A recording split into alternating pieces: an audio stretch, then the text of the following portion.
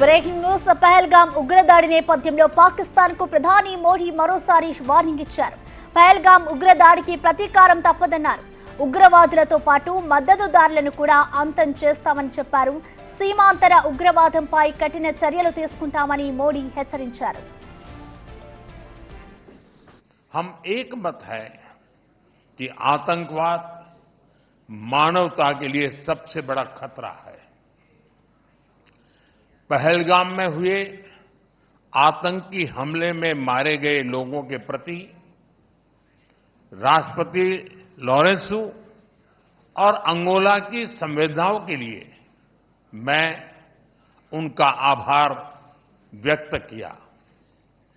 We are committed to take firm and decisive action against terrorists and those who support them.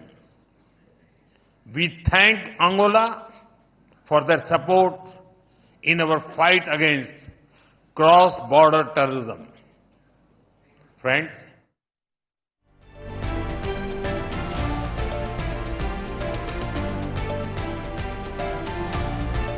Kashmir ఉగ్రదాడి తర్వాత పాకిస్తాన్ కు వ్యతిరేకంగా అనేక చర్యలు తీసుకుంటోంది. పేరుకు యుద్ధం చేయడం లేదు, కానీ చేయాల్సిందంటా చేస్తోంది భారత ప్రభుత్వం. భారత నేలపై, నీటిపై, గగనతలంపై పాకిస్తాన్ అనే పేరు కనపడకుండా అన్ని చర్యలు తీసుకుంటోంది భారత ప్రభుత్వం. తాజాగా భారత తీర జలాల్లో పాకిస్తాన్ బోట్లపై నిషేధం విధించింది. అసలు పాక్ కు చెందిన ఏ బోట్ కూడా భారత పోర్టుల్లోకి ప్రవేశించకుండా ఆదేశాలు జారీ చేసింది.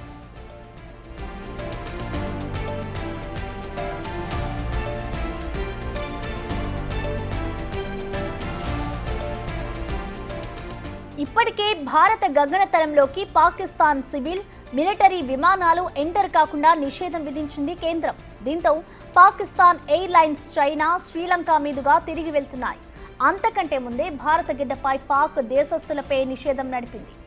దౌత్యాధికారుల సంఖ్యను సగానికి సగం తగ్గించేసింది. అదే సమయంలో భారత్లో పాకిస్తాన్ పౌరులు ఉండకూడదని ఆదేశాలు వెలువడ్డాయి.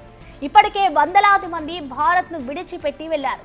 ఇలా ఏ విధంగా కూడా పాకిస్తాన్ అనే పేరు భారత్లో వినపడకుండా చర్యలు తీసుకుంటోంది భారత్.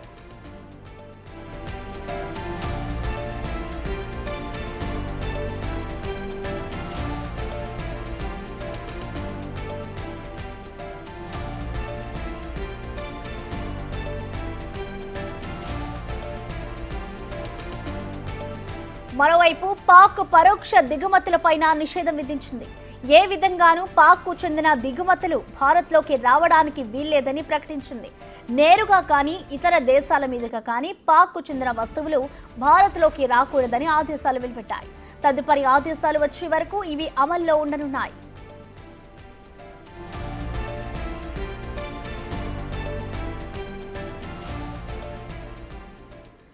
దీనిపై పూర్తి సమాచారాన్ని మా ప్రతినిధి శివ లైవ్ తో అందిస్తారు. శివ, మనం చూస్తున్నాం ఎప్పుడైతే పెహల్గామ్ లో ఉగ్రదాడి జరిగిందో అప్పటి నుంచి కూడా ఇటు భారత్ పాకిస్తాన్ కి షాకుల మీద షాకులు ఇస్తూనే ఉంది. సో ప్రధానంగా ఇటు మోడీ ఒక్కొక్క నిర్ణయం తీసుకుంటూ వస్తున్నారు. దీని ఎఫెక్ట్ పాక్ పై ఎంతవరకు ఉంటుంది అనుకోవచ్చు శివ?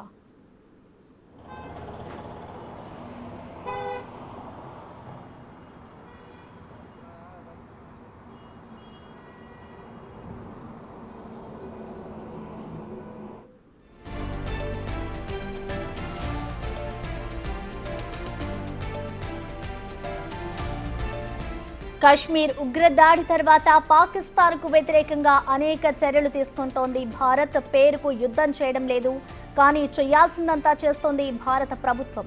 భారత నేలపై పాక్ దౌత్యాధికారులు, పౌరులపైన కూడా ఇటు నిషేధం విధించింది. అన్ని చర్యలు తీసుకుంటోంది భారత ప్రభుత్వం. తాజాగా భారత తీర జలాల్లో పాకిస్తాన్ బోట్లపై కూడా నిషేధం విధించింది. అన్ని రకాలుగా పాక్ ను ఇరుకున పెడుతోంది కేంద్రం. అసలు పాక్ కు చెందిన ఏ బోట్ కూడా భారత పోర్టుల్లోకి ప్రవేశించకుండా ఆదేశాలు జారీ చేసింది. దీనిపై అందించేందుకు మా ప్రతినిధి శివ లైవ్ లో అందుబాటులో ఉన్నారు. శివ, రైట్ ప్రసన్న, భారతదేశంలోని పెహల్గామ్లోని బైసరన్ వ్యాలీలో ఉగ్రవాదుల కాల్పుల తర్వాత భారత ప్రభుత్వం కీలక నిర్ణయాలు తీసుకుంటుంది. ఇటు పాకిస్తాన్కు షాకుల మీద షాకులు ఇస్తుంది. ఇక భారతదేశంలోని నేల, నీరు, నింగి అంటే గగనతలంలో అన్నిటికీ సంబంధించి కూడా వారి ఏదైతే విమానాలకు సంబంధించి కానీ ఇతర కార్యక్రమాలు చేపట్టడానికి అన్ని రకాల బోట్లకు సంబంధించి కానీ అన్ని విధాలా కూడా పాకిస్తాన్కు షాక్ ఇచ్చే విధంగా కూడా భారత్ నిర్ణయాలు ఉన్నాయి. అంటే కేవలం వారిని పాకిస్తాన్ను ఎదుర్కోవాలంటే యుద్ధమే చేయవలసిన అవసరం లేదు, మనం చేయాల్సినవి చేస్తూ వారిని ఇబ్బంది పెట్టవచ్చు అనేది కూడా భారత్తో అలా కేంద్ర ప్రభుత్వం భావిస్తోంది. దానిలో భాగంగానే అందరూ కూడా ఇప్పటి నుంచి ఉత్కంఠకు ఎదురు చూస్తున్నారు. అంటే ఏప్రిల్ 22వ తేదీన ఘటన జరిగింది, ఇప్పుడు 12 రోజులు కావస్తుంది. కానీ భారత్ ఎందుకు స్పందించడం లేదు అనేది కూడా, యుద్ధాన్ని గురించి ఎందుకు ప్రకటన చేయడం లేదు అనేది కూడా అందరూ కూడా ఉత్కంఠకు ఎదురు చూస్తున్న పరిస్థితి కనిపిస్తుంది. దానికి సంబంధించి ప్రధానంగా ఏదైతే ఘటన జరిగిన వెంటనే ఇటు పాకిస్తాన్కు సంబంధించిన ప్రజలను, జాతీయులను ఎక్కడి నుంచి వెళ్ళిపోవాలని ఆదేశాలు జారీ చేశారు. ఇటు మరోవైపు సింధు నదీ జలాల ఒప్పందాన్ని విరమించుకున్నారు. 1960లో ఈ సింధు నదీ జలాలకు సంబంధించి అప్పటి ప్రధానమంత్రి జవహర్లాల్ నెహ్రూ ఆధ్వర్యంలో దీన్ని ఒప్పందం చేసుకున్నారు. ఇప్పుడు ఈ ఘటన జరిగిన తర్వాత